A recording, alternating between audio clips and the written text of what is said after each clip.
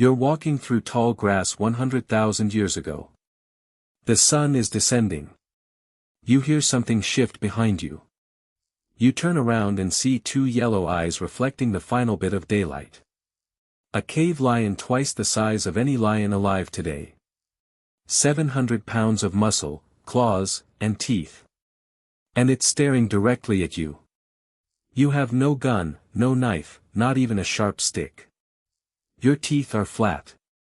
Your nails are worthless. You can't outrun it. You can't outclimb it. You can't battle it. So, how are you still here?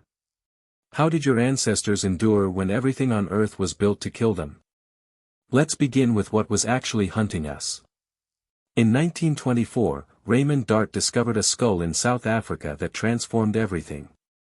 It belonged to a child, an early human ancestor about 3 years old. And punctured through the eye sockets were two holes perfectly spaced to match the canine teeth of a leopard. This child was prey, not a tragic accident, prey. For millions of years, humans weren't hunters. We were hunted. And the predators we faced weren't just dangerous. They were apex killers that had spent millions of years evolving to hunt large mammals. Starting with the saber-toothed cat, Smilodon fatalis, 11 inches canines, 600 pounds, built like a tank with a bite designed to puncture the throats of bison and camels.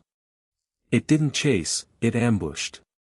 It waited in tall grass or near water sources and burst out at 30 miles per hour. One bite to the neck and you were finished. And it wasn't alone. The short-faced bear Arctis simus, the largest mammalian land predator in North America, 12 feet tall when standing, 2,000 pounds, long legs built for endurance running. Most bears today are opportunistic. They'll eat berries, fish, whatever. The short-faced bear was a hyper-carnivore. It ate meat, only meat, and it could run 40 miles per hour. If it saw you, you were already dead. Then there were the cave hyenas. Craudacuta spa. Larger and stronger than modern hyenas with a bite force of 1,100 pounds per square inch. For context, your bite is about 162 pounds per square inch. A cave hyena could crush bones to get at the marrow inside.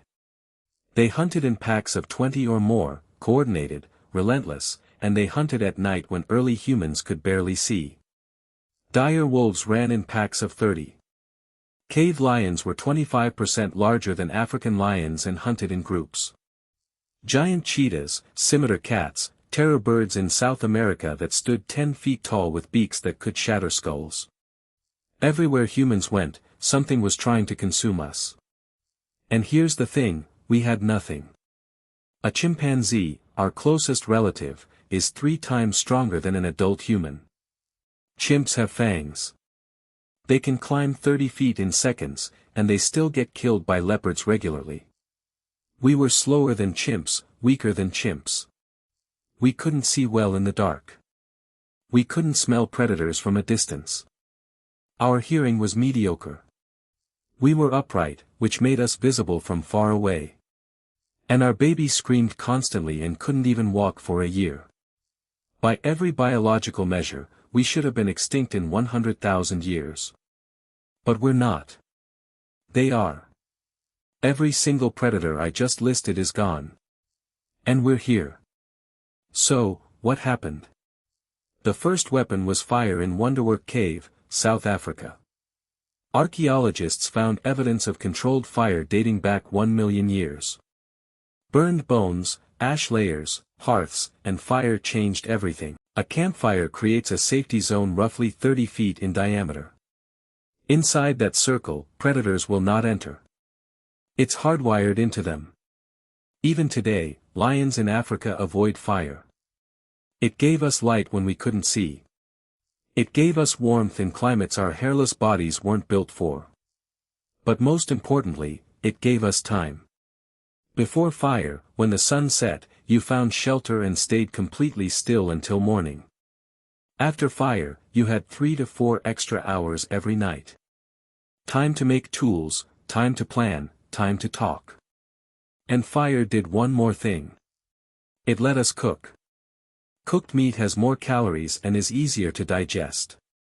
More calories meant we could afford to grow bigger brains, and bigger brains meant better problem solving. But fire alone didn't save us. The second weapon was endurance. We're terrible sprinters. A saber-tooth could hit 30 miles per hour in 3 seconds. We top out at 28 and only for a short distance. But here's what no other predator could do. Run for hours. We have something called persistence hunting. You don't chase an animal at full speed. You track it at a jog, just fast enough to keep it moving. You follow it for 3, 4, 6 hours. The animal runs, stops, overheats, runs again. It can't sweat like we can. It can't cool down while moving. Eventually, it collapses from heat stroke. And you walk up and kill it with a rock.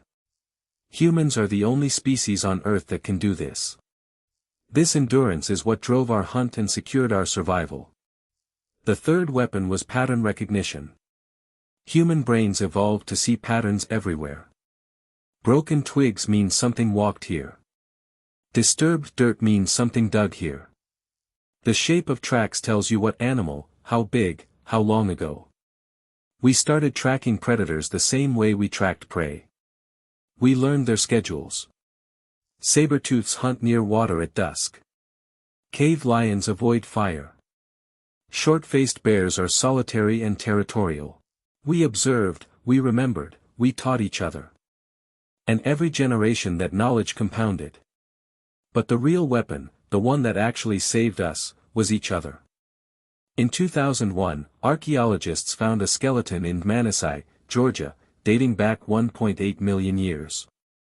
It belonged to an old human ancestor who had lost all their teeth years before they died. No teeth means you can't chew meat.